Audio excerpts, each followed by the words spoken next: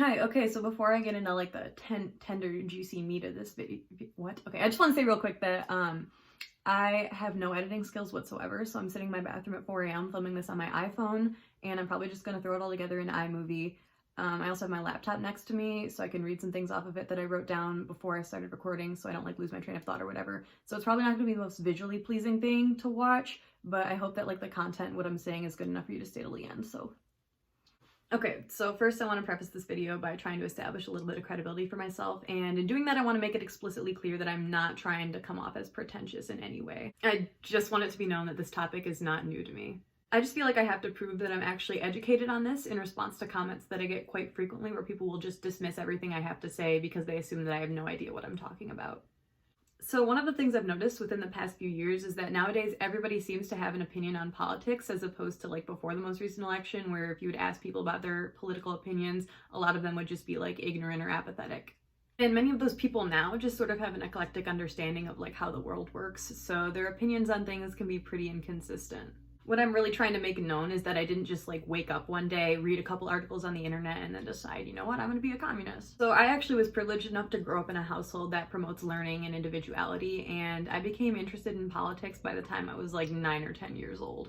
And I really just ended up like throwing myself into it. I researched topics from like every side I could find, and I even got the opportunity to travel to countries in Europe, Asia, and South America just to try to get like different points of view from different people around the world and really try to get an accurate gauge on like how everybody in the world is thinking and feeling right now. Dude, I know I say so much, but it gives my brain like time to pause and think about what I'm about to say. To be honest, I went into it fairly unbiased, and so I've reached a point where I found a political outlook as well as a philosophy that best coincides with my own morals. All that being said, I'm aware that just because I've researched and studied this extensively, it doesn't make me inherently correct, and I'm not in any way trying to claim that it does. I just want to be taken seriously. So now that that's out of the way, I'm going to be addressing some common misconceptions about communism, and this is the part where I like have my laptop pulled up and I'm going to be reading some things I wrote down, so I'm so sorry for lack of eye contact. I'll try. The first misconception I wanted to address is that Karl Marx invented communism. The concept of communism, like at its core, has been around for millions of years, whereas capitalism has only been around for like 600 years, give or take. In the earliest hunter and gatherer societies, cooperation and sharing of resources was essential to survival, so communism was like a basic human instinct. What Karl Marx worked to do was sort of bring back its relevance along with the philosophy of dialectical materialism, which in simple terms states that human thoughts and ideas shift in accordance with matter and motion. So Marxism does not necessarily equal communism. The second misconception, my favorite one, is that communism doesn't work. Okay, by the dictionary definition of communism, no country has yet been able to establish a communist economic system. Countries like the Soviet Union and China, where the proletariat came to power during the Industrial Revolution and tried to establish communism, were unsuccessful. This is because the material conditions to support a communist economic system simply were not in place at the time. The level of technology they had back then was not advanced enough to create the abundance of resources necessary for the well-being of the entire community.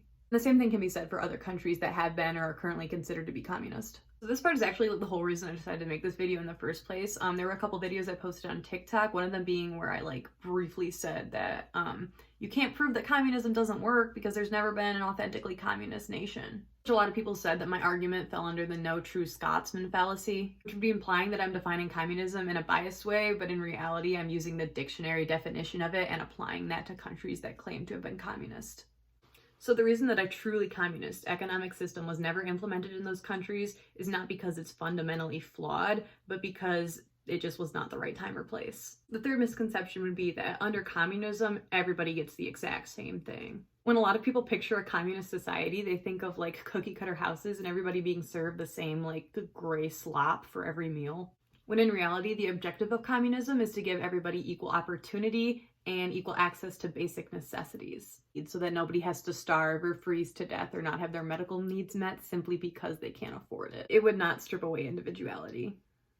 The appeal of capitalism to a lot of people is the opportunity that they have to climb the ranks and get super rich and be able to afford everything you could ever want or need.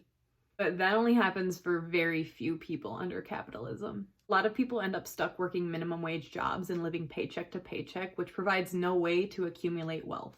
And that makes it so that no matter how hard you work, it's nearly impossible under capitalism to escape the cycle of poverty. Like I mentioned before, the main reason why communism has never been successfully implemented is because of scarcity. But now that the robotic and electronic revolution is like unfolding before our eyes, I would argue that communism is necessary. As more and more jobs continue to become automated, workers are getting laid off and thrown into the impoverished class, while the people at the top just keep getting more and more money, creating an even greater polarization as the so-called middle class dwindles. The last misconception that I wanted to talk about today is that under a communist economic system, there'd be no incentive for people to work. And prior to the robotic and electronic revolution that is upon us now, this would have been true. But in a world where every occupation could be automated, there wouldn't even be a need for anybody to work at all. Everybody's needs would be met, and people could live in a world with not only their basic necessities, but they could also be comfortable and happy.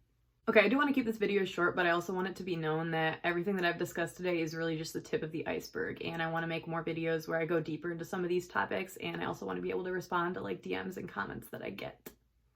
Lastly, I want to say that right now we're living in a time where the people that are truly in control of the United States, like the richest of the rich, who truly benefit from communism, are working extremely hard to preserve it. So you end up with people like Donald Trump, who point fingers and blame illegal immigration or liberals for all the problems in this country.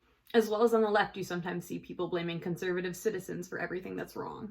The greatest majority in this country is the 99% working class, and the 1% ruling class will continue to try to divide us amongst ourselves because they know that we have the numbers. And if everybody were to gain class consciousness and see the flaws that run so deep in our system, then we would be unified, and they wouldn't be able to stop us from making real change. And whether you see it or not, we're living in an extremely volatile time. It is up to each and every one of us in the working class to not let them keep us divided.